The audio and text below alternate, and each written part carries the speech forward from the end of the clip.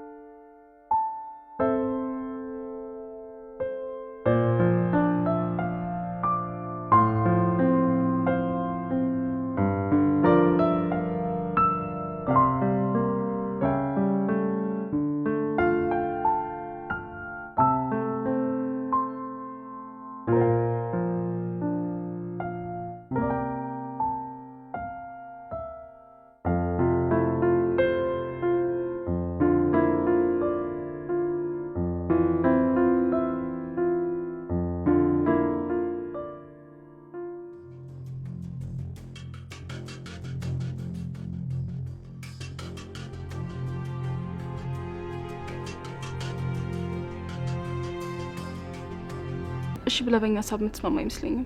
ወንድሜንም ታሳምነዋለች። እኔ ቴዲ ላይ ምን እንዳየችበት አላውቅም፣ ግን በጣም ነው የጠላችሁ። እስኪ የሆነ መንገድ እንፈልጋለን። እሱ እኮ በቅርቡ ሽማግሌ ካላኩ እያለ ነው። ዝግጅቱን ጨርሷል። እና ለዚህ እርግጠኛ ሆነሽ ራስሽን አዘጋጅተሻል? አዎ ተዘጋጅቻለሁ። እሺ በቃ ጠብቂኝ፣ መጣሁ። ሰላም ሰላም፣ ውዴ ቻናሌ ቤተሰቦች እንዴት ናችሁልኝ? እንኳን ወደ ሰብለይቱ በሰላም መጣችሁ። እንግዳ ድራማ እንግዲህ መሲና ቴዲ ለሰርግ እየተዘጋጁ ይገኛሉ። ነገር ግን የመሲ ቤተሰቦች እንግዲህ የሁለቱን ጋብቻ ይቀበላሉ ወይ የሚለው ራሱ ሌላ ጥያቄ ነው። በዛ ላይ የመሲና የቴዲ ሰርግ በጣም እየተፋጠነ ነው። በእርግጥ መሲ ነገር በፍጥነትና በችኳሉ የፈለገችው እዚህ ቤት ስላልተመቻትና ቤተሰቦቿን ደግሞ ተምራ እነሱን መቀየር ስላለባት እንዲሁም ደግሞ ከቤት ውጭ ከሆነች ስራ ሰርታ ቤተሰቦቿን ከሰው ቤት ማውጣት ስለፈለገች ነው። ዋና አላማዋ እሱ ነው። ለዛም ነው እንግዲህ ቴዲን በደንብ ሳታጠነው ወደ ቴዲ ቤት እንግዲህ በትዳር ለመጣመር የፈለገችው።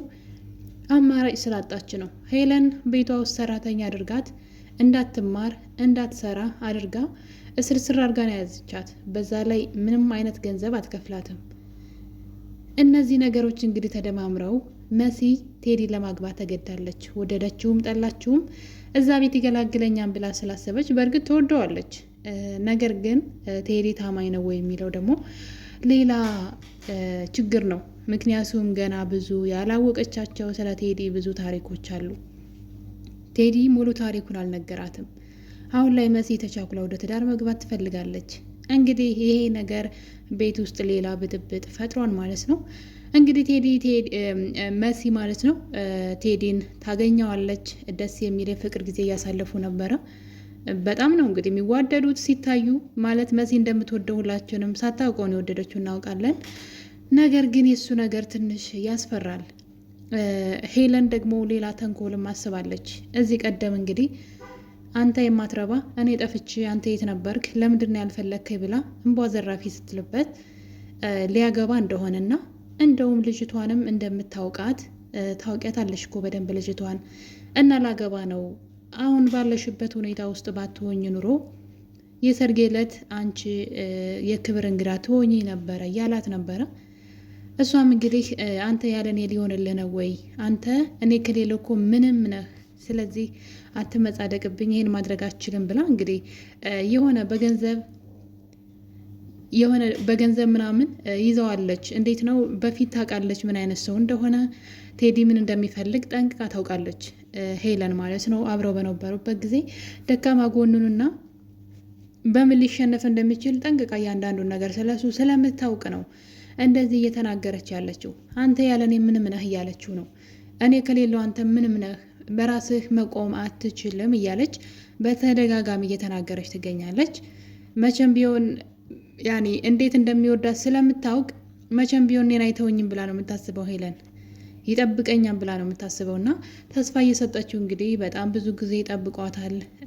ባሏ ከመሞቱ በፊት ግን ኑኑያትን እንዲያግታት በጠየቀችው ጊዜ ከታገተች በኋላ እንግዲህ ልጅቷ ታመልጣለች እና ልጅቷ ተመረዛለች የሚል እንግዲህ ፖስታ በራቸው ላይ ተጥሎ ነበረ። እሱን ካየች በኋላ እንግዲህ እሷን ለማስመርመር የምር የተመረዘች ስለመሰላት መድኃኒቱ እንዲታዘዝላት እና ማረጋገጫ ወረቀት እንዲኖር ብላ ወደ ሕክምና ስትወስዳት ነበረ። ቴዲ ከዛ በፊት እኔና አንቺ መገናኘት አለብን ብሎ ያገኛታል።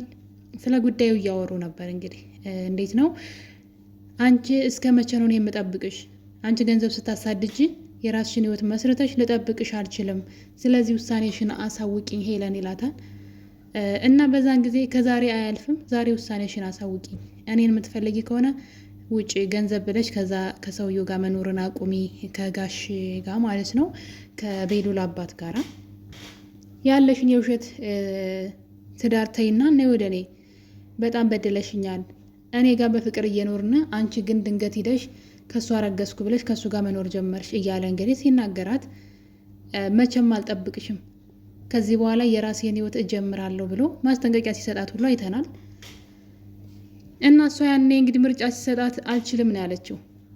የምፈልገውን ነገር ሳላገኝ እኔ ከዛ ቤት አልወጣም፣ እኔ የተፈጠርኩት ሀብታም ለመሆን ነው፣ ስለዚህ አልችልም ብላ እንግዲህ አቋሟን አሳውቀዋለች።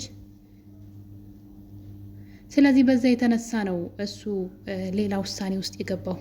ያ ሁሌ በድብቅ ሲያወራት የነበረችውን መሲን በአካል አግኝቶ እንግዲህ ያለውን ነገር ማውራት የፈለገው በዚህ የተነሳ ነው። ቀድሞ ግን ጠይቋት ነበረ። ኋላ እኔ ህይወት ላይ በሚፈጠረው ነገር እንዳትከፊ፣ እንዳታዝኒ፣ ሌላ ህይወት ስጀምር ያኔ እንዳታዝኒ፣ ልብሽ እንዳይሰበር በምታየው ነገር ብሎ አስጠንቅቆ ነግሯታል። ለዛም እንግዲህ ቴዲ እሷን ለመበቀል ይሆን እሷን ለማናደድ ይሆን የምር መሲን ወዷት ይሆን አይታወቅም። ብቻ ሙሉ ለሙሉ ቴዲ መሲን ይወዳታን ብለን ማለት አንችልም። ምክንያቱም ደግሞ ብዙ የተደበቁ ታሪኮች ስላሉት። እስኪ ሲያስበው ማለት ነው ሄለን እሱ ሲያገባ እሷ የእሱ ሚስጥር እንደማታወጣበትና ከትዳሩ ታፈናቅለው እንደማትችል እንዴት እንዳላሰበው አላውቅም። እያወቀ ማለት ነው ሄለን እንግዲህ የቀድሞ ባለቤቷ እንደሆነች ለመሲ ግልጹን መንገር፣ በመካከላቸው ግንኙነት እንደነበረ ለመሲ ግልጹን መናገር አለበት ብዬ አስባለሁ። እሱ ግን እስካሁን ድረስ ምንም የነገራት ነገር የለም። አገር ሰላም እንደሆነና ምንም የደበቃት ነገር እንደሌለ እያስመሰለ ይገኛል። ይህን ነገር ደግሞ መሲ ስትሰማ ሌላ ችግር በመካከላቸው እንዳይፈጠር በጣም ያስፈራል። ለዛ ነው ብዙ ነገሩ የጠራ አይደለም እምላችሁ።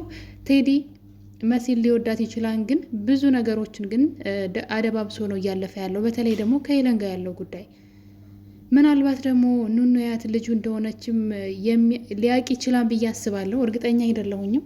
ነገር ግን ኑኑያት ለምን ነበረ ልጆቹን ያቀያየራቸው የሚለው ራሱ ሌላ ጥያቄ ነው። ልጆቹን እሱን ያቀያየራቸው ከሆስፒታል። ነገር ግን እሱ ብቻ ስለሚያውቅ እንግዲህ እሱን ያቀያየራቸው ብለን ነው ምናምነው። ይህን ነገር ከእሱ ውጭ ማንም ሰው አያውቅም። ኤልሹና ኑኑ እንደተቀያየሩ ሆስፒታል ውስጥ እንደተቀያየሩ እሱ ግን ያውቃል። በሰዓቱ እሱ ምን ይሰራ ነበር እዛ? ይሄ ራሱ ሌላ ነገር ነው። በዛ ላይ ደግሞ ኑኑያትን በልጅነቷ እየሄደ ገጠር ድረስ ይጠይቃት ነበረ። ስለዚህ የሆነ የተደበቀ ማንነት አለው። ቴዲ ጥርት ያለ ሰው አይደለም። ለዛም እንግዲህ መሲ አሁን ላይ እሱን ለማግባት ሽር ጉድ ያለች ነው። እሱ ብቻም አይደለም እንግዲህ ይህን ነገር ለቤሉል ነግረው ነበረ። እሱን ልታገባ እንደሆነ መሲ ለቤሉል ስትነግረው ክትክት ብሎ ነበር የሳቀባት። እንደው አታስቂ፣ አስገድዶሽ አስፈራርቶች ነው ወይ በማለት እንግዲህ ሌላ ነገር እያወራ ይገኛል ቤሉል ማለት ነው። እውነትም ያስብላል። እሱ ከሚያስበው በላይ ነው ሰውየው ሆኖበት ያገኘው። እሱ በእንጀራ እናቱ ይጠረጥረዋል። ጭራሽ የገዛ እህቱን ሊያገባት ሆኖ ሲያይ እንግዲህ ቤሉል ማመን ያቃተው። እሱን ሰው አምነሹ ነው ወይ? እና ደግሞ ቤት ውስጥ ምንድነው የተቸገርሽው? የሆነ አስገድዶሽ አስፈራርቶሽ እንጂ ወደሽ እሱን ልታገቢዋችኝ በማለት ቤሉል እንግዲህ እሷን በጥያቄ ሲያፋጥጣትና ሲስቅባትም ነበረ። እየቀለድሽ እንጂ በፍጹም ይሄ እውነት ሊሆን አይችልም እያለ ይገኛል። እና መሲ ሌላው ነገር ግን የአይንዬ ነገር ነው። አይንዬ ቴዲን አልወደደችውም። አይንዬ የሆነኛ ያላወቅነው ነገር ከቴዲ ላይ ያየችበት ነገር ያለ ይመስለኛል። በእርግጠኝነት አይንዬን ቴዲን ምናልባት ከሄለን ጋር አይታው ይሆን የማይሆን ነገር ሲያደርግ አላውቅም። ምን እንደሰማች አላውቅም፣ ምን እንዳየችበት ቴዲ ላይ አይንዬ ባናውቅም፣ ግን አይንዬ ቴዲን ጥምድ አርጋ ይዘዋለች። አይንህን ላፈር ነው ያለችው። እንደው አንተ ከአንተም ብሶ የኔ ልጅ እንዴት በምን አይነት አየህብኝ ነው ያለችው። እና በዚህ መጠን እንደዚህ ያኔ መሰለ ሸበላ ነው እንግዲህ ልጁ ቴዲ እንደምታውቁት መልክና ቁመና አለው። ተግባሩ ነው እንጂ የሚያናድደው እና የሚጠላ ነገር የለውም። ለምንድን ነው አይንዬ እንደዛ የሆነችው የሚለው ራሱ ምን ሲያደርግ ብታየውና ብታገኘው ነው እንደዚህ የሆነችው የሚለው በጣም ትልቅ ራሱን የቻለ ጥያቄ ያስነሳል ማለት ነው። መሲም ይሄ ነገር በጣም ግራ ጋብቷታል። እናቴ ምን አይታበት ነው ቴዲ ላይ እንደዚህ የሆነችው እያለች ትገኛለች። እውነትም ነው አይንዬ እንደው በፍጹም እሱ የሚባል ሰው አታገቢም እያለች ትገኛለች። እንግዲህ ቴዲ አይንዬን መንገድ ላይ ጠብቆ እናቴ እያለ እንግዲህ ልቧ ውስጥ ለመግባት እየሞከረ ነበረ። ሊሳካለት አልቻለም። አይንዬ በፍጹም እንኳን ልጅን ለማግባት ቀርቶ ካጠገቧ ላይ አልፈልግም፣ ከአንተም ብሶ እንዴት ልጅን በምን አይን አየህብኝ በማለት አይንን ላፈር ብለዋለች። እንግዲህ አይንዬ ቴዲን ማለት ነው እንኳን ጥያቄውን ያቀረበውን በትህትና ያቀረበውን ጥያቄ ልትቀበለው ቀርቶ ከልጅ አጠገብ ላይ አልፈልግም እያለችው ትገኛለች። በዛ ላይ እነሱ ለመጋባት እንግዲህ ቀን ቆርጠው ሽምግልና ብቻ ነው እየጠበቁ ያሉት። ነገር ግን አይንዬ ቴዲ የሚባል ሰው እንኳን ልታገቢው ከእሱ አጠገብ ላይሽ አልፈልግም እያለች ትገኛለች። ነገሩ ምንድን ነው የሚለው ራሱን የቻለ ሌላ ጥያቄ ፈጥሯል ማለት ነው። አይንዬ ቴዲን ለምንድን ነው እንደዚህ ጥምድ አድርጋ ያዘችው? ልጇ ሕፃን ልጅ አይደለችም፣ ትልቅ ናት። ማፍቀርም ማግባትም መብት አላት አይደለ? ለምንድን ነው ቴዲን የጠላችው የሚለው ነገር ምንም የገባኝ ነገር የለም። ነገር ግን የሆነ የምታውቀው ነገር ያለ ይመስለኛል። እና እንግዲህ አይንዬ ጋብቻውን አልፈቅድም ብላለች። መሲ ግን በግድም ቢሆን አገባዋለሁ እምቢ ብትሉም እኔ እና እሱ መጋባታችን አንተውም ብላለች። በዚህ ጉዳይ እንግዲህ ኑኑም እኔ ማለት ትዳሩ ፈጠነ ነው። በተለይ ደግሞ ኑኑና ቤሉል እየነገሯት ያለው ነገር ትዳሩ በጣም ፈጠነ። ትዳር ጋጋ ጨዋታ አይደለም፣ ዝም ብሎ ተገብቶ የሚወጣበት ሳይሆን ያው ትዳር ውስጥ ሰው ከገባ እንግዲህ የልጆች ምንድን ነው ልጅ አፍርቶ የሚኖርበት በህይወት እስካለን ድረስ የምንኖረው ትዳር ውስጥ ነው እና ያን ሰው ደግሞ በደንብ መምረጥ አለብን። አብሮን እስከ ህይወት ፍጻሜያችን አብሮን የሚቀጥለውን ሰው ለልጆቻችን አባት የሚሆነውን ለልጆቻችን እናት የምትሆነውን ሴት እንግዲህ መምረጥ ግድ ነው አይደለ? ስለዚህ ምርጫሽ የተሳሳተ እንዳይሆን ተጠንቀቂ እያለች ትገኛለች ኑኑ ማለት ነው። አንቺ ከፈለግሽ ግን እኔ ከአንቺ ጎን ነኝ፣ ነገር ግን ምርጫሽን አስተካክይ፣ በደንብ አስቢበት እያለቻት ነው። ያው መሲም እዛ ቤት ለመገላገል ስለፈለገች ነው እንጂ ቴዲን አምናው ወይም ደግሞ በሱ እርግጠኛውን አይደለች። ነገር ግን ከሄለን ቤት ኑሮ ቴዲን አግብቼ ከዚህ ቤት በወጣ ይሻለኛል የሚለውን ሀሳብ ስለፈለገችው ነው። ሌላው እንግዲህ ኑኑያትን ጆኒ እያሽኮረመማት ነበረ ሄለን ክላስ ውስጥ። ያው እዛ ክላስ ውስጥ ምን ሊወስድ እንደገባ አናውቅም። እኔ ምንም አልገባኝም። እናትየዋ አላዘዘችውም መሰለኝ ምንም እቃ እንዲያመጣ። እሱ ግን ወደ እሷ ክላስ በመግባት እንግዲህ እቃዋን ሲበረብር ነበረ። ያቺ ከረፈፏ ኑኑያት ማለት ነው። ያው ኑኑ ከረፈፍ ናት። በተለይ አሁንማ ብሶባታል። ልጁ ገና ክላሱ ሲገባ ውጣ ብላ ከመጮህ ይልቅ ዝም ብላ እያየችው ነበረ። ገብቶ እቃ እየበረበረ ነበር። በመጨረሻም እንግዲህ እዚህ ምን ትሰራለህ ብላ ስትጮህበት ነው እሷን ወደ ማሽኮርመም የገባው። እዛ እንግዲህ ሄለን ክላስ ውስጥ አስቡት፣ ልጅቷ ሁሌ ለውርዴት የተፈጠረች እስኪመስል ድረስ ሁሌ በራሷ እንዝላልነት እንደተዋረደች ነው፣ የኤልሹ መጫወቻ እንደሆነች ወይም ደግሞ ሰዎችን ያዝ አድርጋ እውነትን ይሄ ነው እውነቱ ብላ አታሳይም። እየተነፋረቀች እንግዲህ አሁንም በድጋሜ ኤልሹ ወጥመድ ውስጥ ገብታለች ማለት ነው። እና እንግዲህ እዛ ክላስ ውስጥ እያሉ ኤልሹ ወደ እናቷ ክላስ ትሄድና ሁለቱን ታያቸዋለች። እናም እንዳለ ቤተሰቡን ጠርታ ተሰበስብና ሲሳሳሙ ያስኳቸው እናቴ ክላስ ውስጥ በማለት እንግዲህ ኑኑያትን ስታዋርዳት እያየን ነው።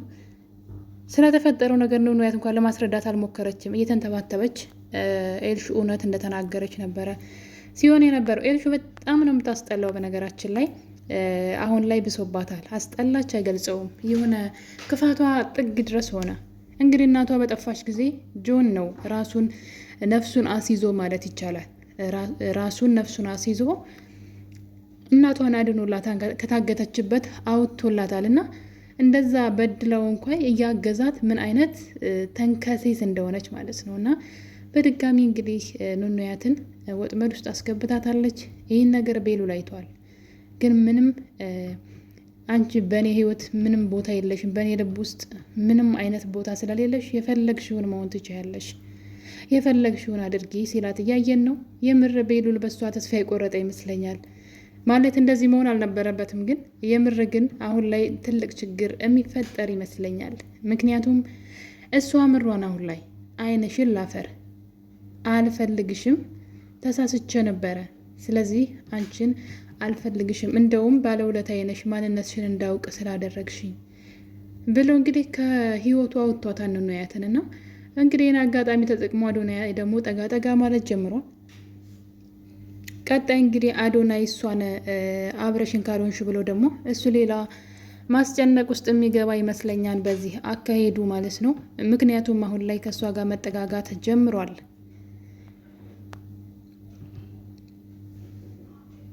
በዛ ላይ ደግሞ ሌላ ሴት ማለት ነው የቤሉል ጓደኛ ከውጭ እየመጣች ትገኛለች። ስለዚህ ቤሉል በዛች ሴት እንግዲህ ኑኑያትን ትቶ ከዛችኛዋ ጋር ግንኙነት ሊጀምር ይችላል። ስለዚህ በዚህ መሀል ኑኑያት ትጎዳለች ማለት ነው። እና እንግዲህ ድራማው አሁን ላይ በተለይ የቤሉልና የኑኑያትን ፍቅር ምንም ማለት አንዳንዴ ሰው ያጠፋል አይደለ?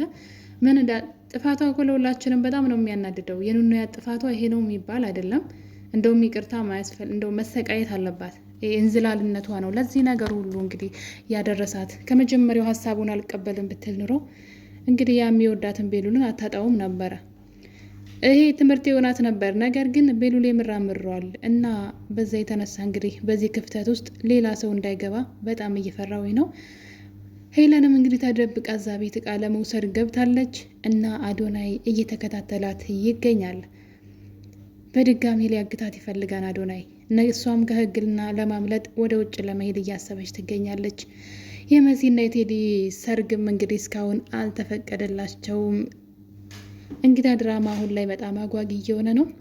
መሲ እንግዲህ በቀጣይ የቴዲና የእሷን ነገር ምን ታደርግ ይሆን? ቤት ውስጥ ማንም ሰው አልተቀበላትም። ሁሉም ሰው እንድትረጋጋ እየነገሯት ይገኛሉ። ሄለንም እንግዲህ እዛ ቤት አዶናይ እያሳደዳት ይገኛል። አጓጊ የሆነው እንግዳ ድራማ ክፍል 65 ይሄን ይመስል ነበረ። በሌላ በአዲስ ቪዲዮ እስከምንገናኝ ድረስ የዛሬን አበቃን። ለቤት አዲስ ከሆናችሁ ሰብስክራይብ በማድረግ አበረታቱኝ። በቀጣይ በሌላ ቪዲዮ እስከምንገናኝ ቸር ቆዩልኝ።